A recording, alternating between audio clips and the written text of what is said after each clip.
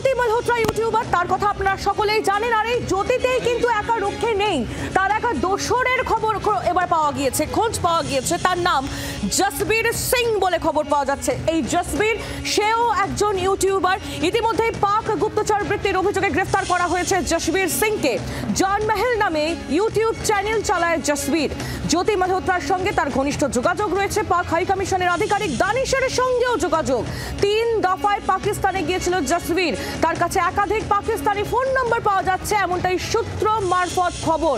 জসবীরকে ইতিমধ্যেই গ্রেফতার করেছে পাঞ্জাব পুলিশ।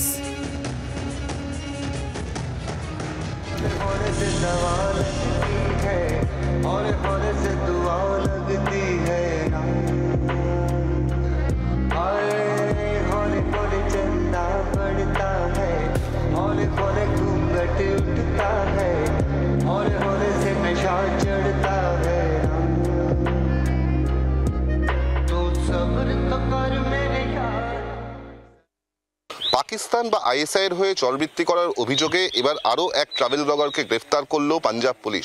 এই ব্যক্তির সঙ্গে জ্যোতি মালহোত্রার গুরুত্বপূর্ণ যোগসূত্র পাওয়া গেছে। শুধুমাত্র তাই নয়, পাকিস্তান হাই কমিশনে কর্মরত ছিলেন দানিশ, তার সঙ্গেও গুরুত্বপূর্ণ যোগসূত্র মেলে। এই জসবীর সিং, সে পাকিস্তানে গিয়েছিল এবং পাকিস্তানে গিয়ে সেখানকার সিকিউরিটি পার্সোনাল বা নিরাপত্তা রক্ষীদের সঙ্গেও তাকে দেখা যায়।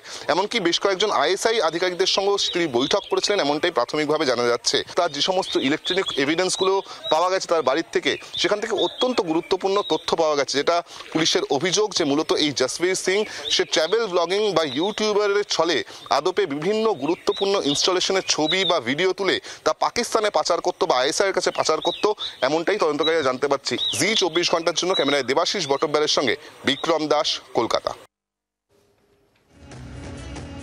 জসবীর সিং, তার তথ্য আপনাদের সামনে তুলে ধরলাম আমাদের প্রতিনিধি বিক্রম দাসের মাধ্যমে। আর শুধুমাত্র জ্যোতি বা জসবীর নয়, পাক হাই কমিশনে গিয়েছিল আরো 10 থেকে 12 জন ইউটিউবার। এই প্রত্যেককে পাঞ্জাব পুলিশের তরফে নোটিশ পাঠানো হয়েছে। অর্থাৎ শুধুমাত্র জ্যোতি বা জসবীরই নয়, এই চক্রে আরো কেউ জড়িত রয়েছে কিনা সেটা জানার চেষ্টা এই মুহূর্তে চলছে পুলিশের তরফ থেকে। 12 জন ইউটিউবারই কি দানিশের সংস্পর্শে ছিলেন? 2020 সালে লাহোরের দানিশের সঙ্গে জসবীরের প্রথম দেখা হয়। সেনার গোপন তথ্য পাচারের অভিযোগ রয়েছে এই জসবীরের বিরুদ্ধে। আর এবার পাকিস্তান হাই কমিশনে আরো 10 থেকে 12 জন ইউটিউবারের যাওয়ার খবর পাওয়া যাচ্ছে, যাদের প্রত্যেককেই নোটিশ পাঠিয়েছে পাঞ্জাব পুলিশ। রাজীব চক্রবর্তী আমাদের প্রতিনিধি সরাসরি রয়েছেন আমাদের সঙ্গে, নজর রাখবো সেই দিকেই এবং রাজীবের সঙ্গে কথা বলে নেবো আমরা এই বিষয় নিয়ে। রাজীব, আমরা জানি যে ইতিমধ্যেই জ্যোতির একটা দোসরের খবর পাওয়া গিয়েছে, তার সম্পর্কে কিছু তথ্য যেমন তোমার কাছ থেকে অবশ্যই জানতে চাইবো, তার পাশাপাশি আরো গুরুত্বপূর্ণ যে বিষয় যে ইতিমধ্যেই 10 থেকে 12 জন ইউটিউবারকে পাঞ্জাব পুলিশের তরফ থেকে নোটিশ পাঠানো হয়েছে, কারণ তারা প্রত্যেকেই পাক হাই কমিশনে গিয়েছে বলে খবর। অর্থাৎ এই প্রত্যেকেই যদি যুক্ত থাকে পাক গুপ্তচর বৃত্তির সঙ্গে, তাহলে সেটা যথেষ্ট সংকটের চিন্তার।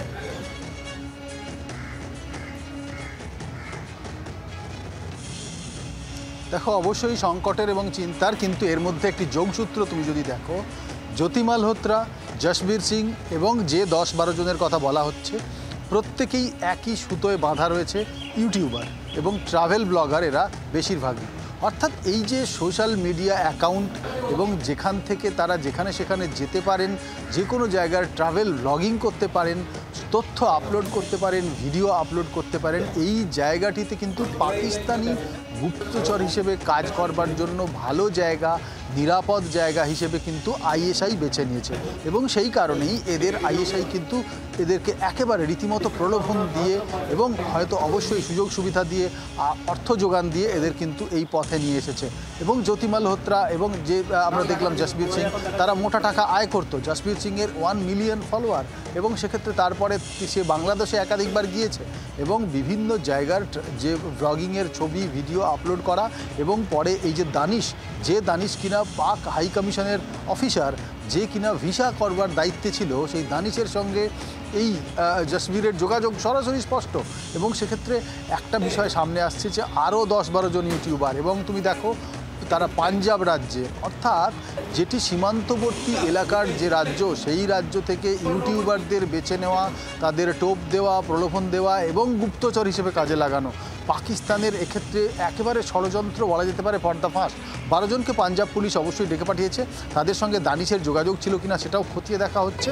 এবং এক্ষেত্রে প্রাথমিকভাবে যেটা জানা যাচ্ছে যে এই ইউটিউব চ্যানেলগুলি পাকিস্তানের থেকে সাবস্ক্রাইব করা বিভিন্ন জায়গা থেকে দেখা হতো এবং ইন্ডিয়াতে অর্থাৎ ভারতে বসে তাদের বিভিন্ন জায়গার স্পর্শকাতর জায়গার ছবি দেওয়া হতো, ভিডিও আপলোড করা হতো, যা দেখে পাকিস্তানিরা কিন্তু এখানে হামলা করবার, ছক করবার ক্ষেত্রে তাদের সুবিধা হতো। অর্থাৎ একেবারে ছবি স্পষ্ট হয়ে যাচ্ছে, ছবির মতো স্পষ্ট সব কিছুই, যেখানে সোশ্যাল মিডিয়ার এই ইনফ্লুয়েন্সার হিসেবে যারা কাজ করত তাদের ট্র্যাক করে, তাদের উপর তাদের প্রলোভন দিয়ে, তাদের অর্থ দিয়ে পাকিস্তান গুপ্তচর বৃত্তি করিয়েছে। এক্ষেত্রে এখন দেখার যে পাঞ্জাব পুলিশ এই 12 জনকে যে জিজ্ঞাসাবাদ করবে তা থেকে কি তথ্য উঠে আসে, এরাও কি জ্যোতি মালহোত্রা এবং এই জসবীরের মতো একই অপরাধী হিসেবে প্রমাণিত হবে, তবে সেটা তদন্ত সাপেক্ষ ব্যাপার। তদন্ত যত এগোবে তত সামনে আসবে। একেবারে রাজীব, তুমি আমাদের সঙ্গে থাকো। বাংলার আওয়াজ, বাঙালির আবেগ, জি 24 ঘন্টা।